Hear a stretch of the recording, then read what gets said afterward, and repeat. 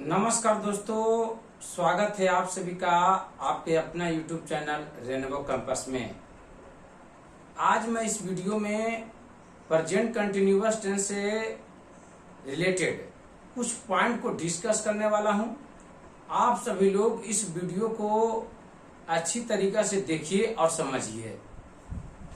यहाँ लिखे हैं यूजेज अर्थात प्रयोग या उपयोग। यहाँ उसके बाद नीचे लिखे हैं for an action going on at the time of speaking. इसका अर्थ हुआ कि कोई काम जो बोलने के समय में चल रहा हो, है ना, कोई काम जो बोलने के समय में चल रहा हो। तो हम लोग जानते हैं कि कोई काम या घटना जो बोलने के समय में हो रहा हो उसका अनुवाद हम लोग प्रेजेंट कंटिन्यूअस टेंस में बनाते हैं। उसके बाद यहाँ नीचे वर्ड लिखे हैं नाउ। नाउ का अर्थ होता है अब या अभी। नाउ का अर्थ क्या होता है? अब या अभी। उसके बाद दूसरा वर्ड लिखे हैं एट प्रेजेंट। एट प्रेजेंट का अर्थ होता है वर्तमान में। और तीसरा वर्ड लिखे हैं, अगला वर्ड है स्टिल। स्टिल का अर्थ होता है अभी भी, अभी भी। तो अगला वर्ड लिखे हैं राइट नाउ। राइट नाउ का अर्थ होता है इस वक्त। राइट नाउ का अर्थ क्या होता है? इस वक्त। फिर अगला वर्ड लिखे हैं eight this moment. Eight this moment का अर्थ होता है इस पल या इस क्षण। अगला वर्ड लिखे हैं नाउ ए डेज और this days. Now A days या दिस डेज, इसका अर्थ होता है आजकल और इन दिनों। नाउ ए डेज या दिस डेज, इसका अर्थ होता है आजकल और इन दिनों। तो अगला वर्ड लिखे हैं करेंटली। करेंटली मीन्स होता है, करेंटली का अर्थ होता है वर्तमान में। और उसका at present, at present time. At present time इसका अर्थ होता है इस समय या वर्तमान में।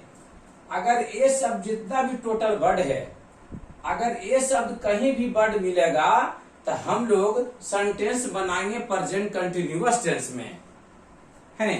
जो भी वर्ड लिखा हुआ है, जो भी यहाँ वर्ड हम लिखे हैं, अगर ये सब वर्ड कहीं मिलेगा तो हम लोग सेंटेंस को बनाएंगे, सेंटेंस को बनाएंगे प्रेजेंट कंटिन्यूअस टेंस में।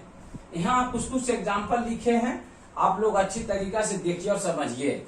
यहाँ पहला एग्जाम्पल लिखे हैं you are studying English grammar now.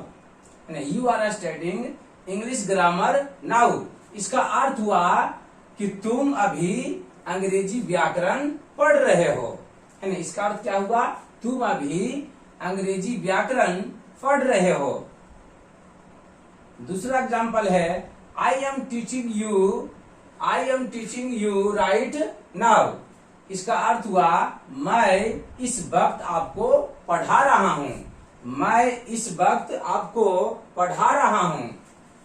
तीसरा एग्जाम्पल है she is knitting A sweater at present, है ना। इसका अर्थ हुआ वह वर्तमान में स्वेटर बुन रही है। knitting का अर्थ होता है बुनना, बुनना, है ना। She is knitting A sweater at present, इसका अर्थ हुआ वह वर्तमान में स्वेटर बुन रही है।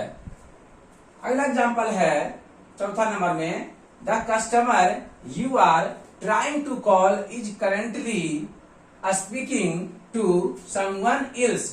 इसका अर्थ हुआ वर्तमान में आप जिस व्यक्ति से बात करने का प्रयास कर रहे हैं वो किसी और से बात कर रहे हैं।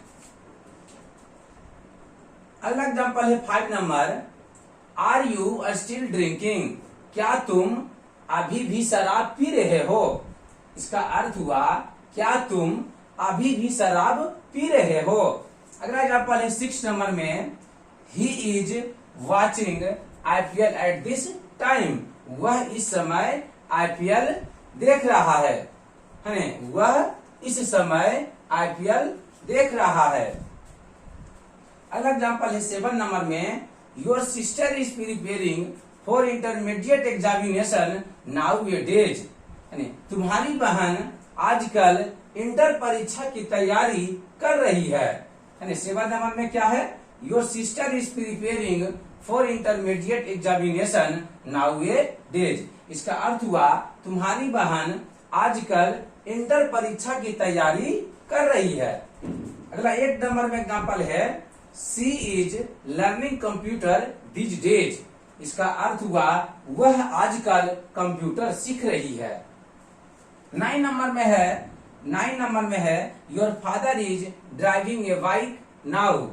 इसका अर्थ हुआ तुम्हारे पिताजी अभी बाइक चला रहे हैं या गाड़ी चला रहे हैं।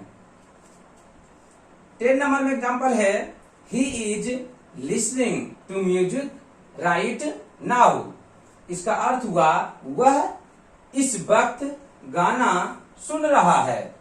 इसका अर्थ हुआ कि वह इस वक्त गाना सुन रहा है। अगला 11 नंबर में एग्जाम्पल है they are eating at this moment. वे लोग इस समय खाना खा रहे हैं। 12 नंबर में एग्जाम्पल है Ram is studying mathematics at present. Ram वर्तमान में गणित पढ़ रहा है। जो भी now, right now, at present, currently, बाद यहां स्टील, एट दिस टाइम, बाद यहां पर है नाउ ए डेज। 8 नंबर में है दीज डेज। 9 नंबर में है नाउ। 10 नंबर में है राइट नाउ। 11 नंबर में है एट दिस मोमेंट। 12 नंबर में है एट प्रेजेंट। अगर ये सब वर्ड मिलेगा तो हम लोग सेंटेंस बनाएंगे प्रेजेंट कंटिन्यूअस टेंस में। आप सभी लोग इस जो ही पॉइंट को बताया गया है आप सभी लोग अच्छी तरीका से देख लीजिए और समझ लीजिए। बाकी नेक्स्ट वीडियो में हम आपको बताए थे कुछ ऐसे वर्ब हैं जिनका प्रेजेंट कंटिन्यूअस टेंस में प्रयोग नहीं किया जाता है, उससे रिलेटेड सेंटेंस बताएंगे और किस प्रकार बोर्ड एग्जाम में पूछा जाता है उस प्रकार का सेंटेंस हम लोग आप लोगों को नेक्स्ट वीडियो में हम बताएंगे। बाकी जो भी लोग क्लास 11th या 12th के हैं अगर वो बेसिक से इंग्लिश सीखना चाहते हैं